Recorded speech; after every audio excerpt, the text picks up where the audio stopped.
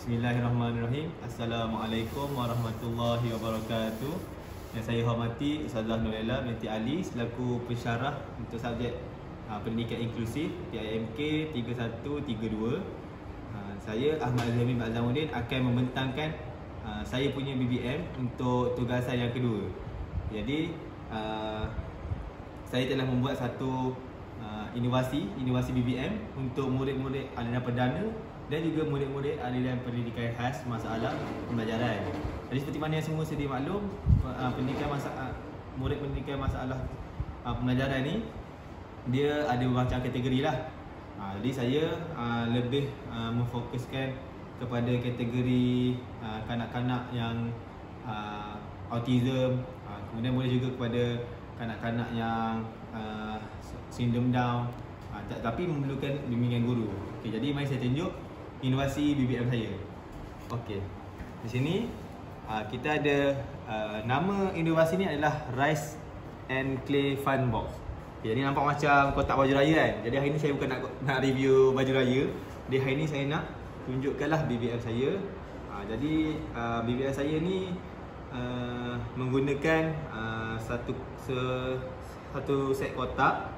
Kemudian dalam BBM saya ni ada juga tanah liat, 4 warna tanah liat.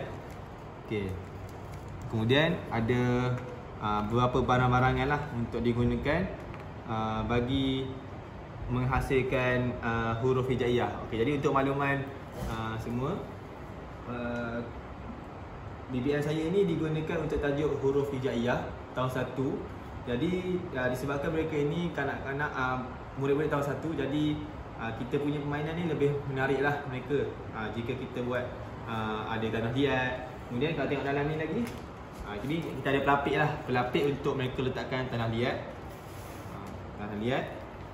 dan juga beras berserta dengan, kalau saya tolak ni sikit, okey, nanti bawah beras ni akan ada huruf-huruf hijaiyah. Jadinya semua huruf hijaiyah akan ada di sini di bawah beras. Sebab itulah dia dinamakan Rice and Clay Fun Box. Sebab apa? Sebab kita menggunakan beras dan juga tanah liat untuk aktiviti kita ni.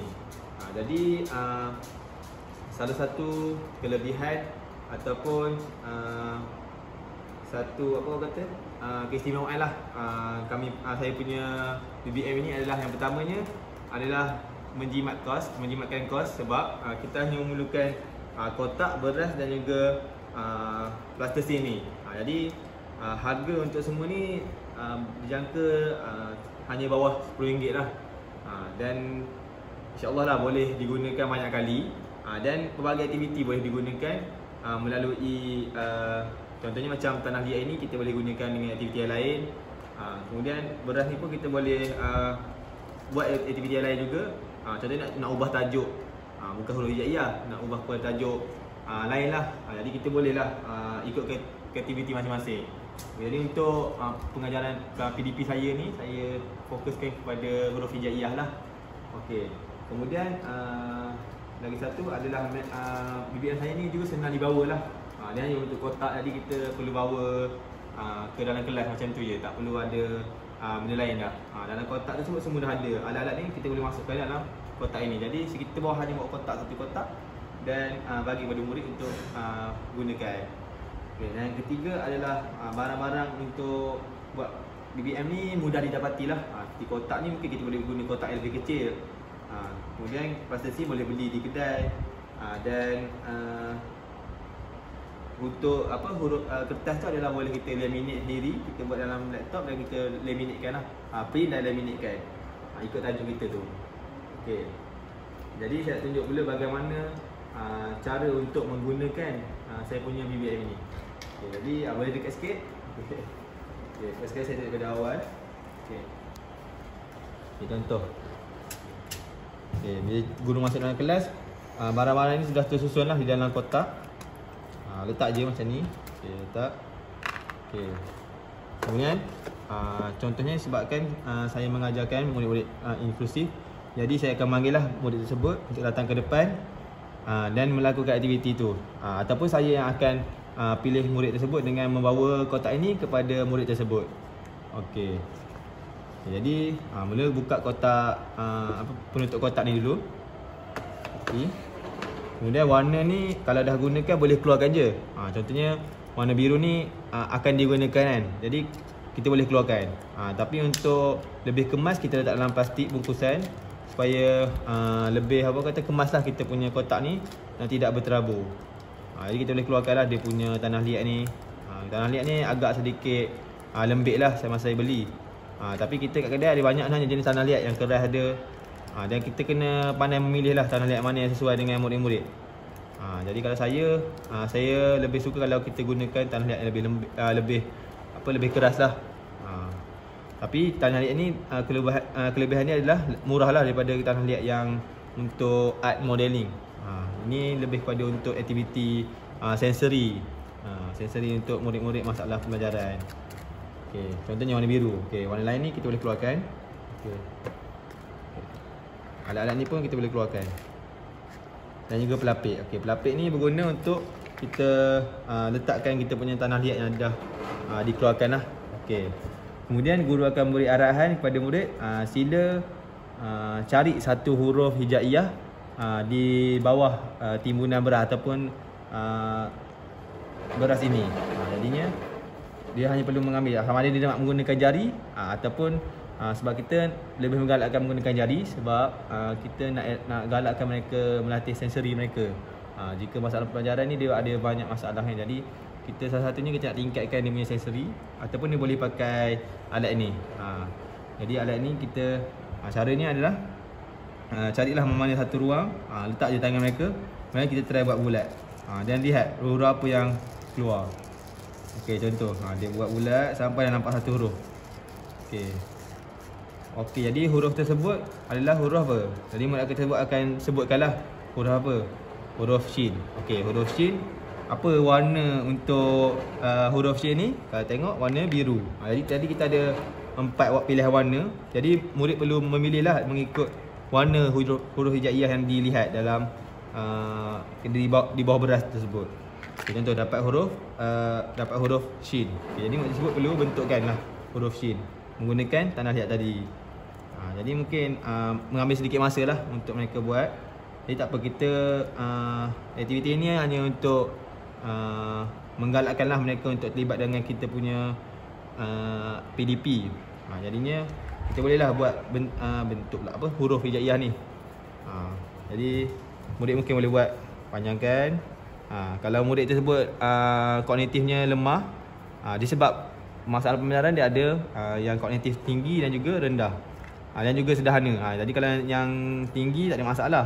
Tapi yang jadi masalah kalau ada yang rendah lah. Biasanya mereka yang rendah ni akan duduk di pendidikan khas, PPKI. Tapi tak mustahil, mungkin kat sekolah kita akan jumpa pelbagai jenis pelajar. Jadi kita cubalah untuk bagi mereka peluang untuk menggunakan juga. Tapi kena ada bimbingan lah daripada guru. Okey, contohnya huruf shin kan. Okey, dah siap. Huruf shin. Betul dah tak 3 titik. Okey. Dia ada 3 titik, 1.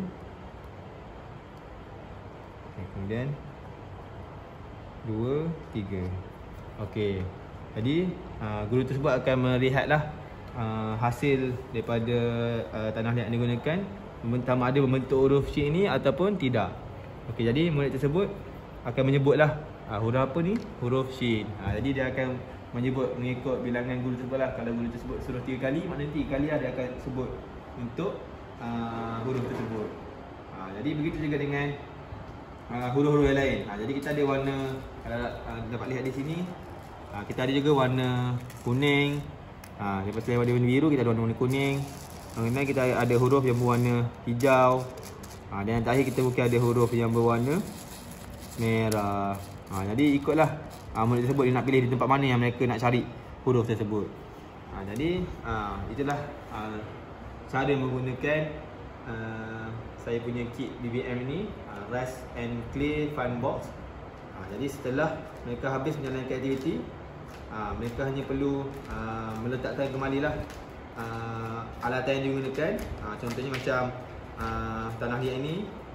Kemudian beras ini, salah satu cara untuk menyimpannya adalah guru tersebut mungkin boleh letak dalam bekas. Kita sediakan bekas kecil. Kemudian kita boleh masukkan beras ni tadi ke dalam bekas tersebut.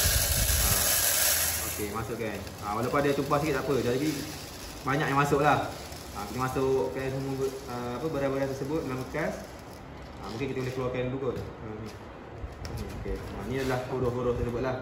Huruf hijaiyah yang telah di print dan laminate. Okey. Kemudian beras-beras tadi semua masukkan dalam satu bekas. Okey, masukkan dalam bekas. Okey. Jadi bekas ini akan kosong lah kembali. Okey. Ni lebihan beras ni boleh ambil semula kaut. Okey. Ni jangan bagi apa kata bersepah-sepah lah. Ataupun kalau guru malas nak kemas dalam kelas, boleh tutup je bekas kotak ini dan suruh simpankan. Tapi ini untuk kalau memudahkan guru tersebut, kita sesuai elok-elok. Letak sendiri barang-barang ni dalam ni. Kalau ni yang digunakan ni boleh keluarkan dah. Mungkin akan gunakan lagi pada masa akan datang. Dan masukkan semua bahan. Beras ni mungkin boleh pegang dalam bekas lain lah, letak dalam bekas lain. Dan tutup. Jadi itulah BBM yang telah saya hasilkan, Rust and Clay Fun Box. Jadi saya harap BBM ni dapat digunakan lah di sekolah, dan guru juga bebas lah untuk guna pelbagai subjek. Mungkin kalau untuk saya ni, saya buat bentukkan huruf dengan menggunakan tanah liat. Mungkin kalau subjek lain, mungkin kita boleh ubah suai dengan cara kita tukar kertas assignment tadi dengan gambar ataupun ayat. Kemudian kita murid tersebut akan mengambil sama ada gambar ataupun ayat tersebut dan tampalkan di depan. Ikutlah kreativiti guru tersebut. Jadi itulah inovasi BBM yang telah saya hasilkan. Sekian sahaja daripada saya. Wabillahi taufiq wal hidayah. Wassalamualaikum warahmatullahi wabarakatuh.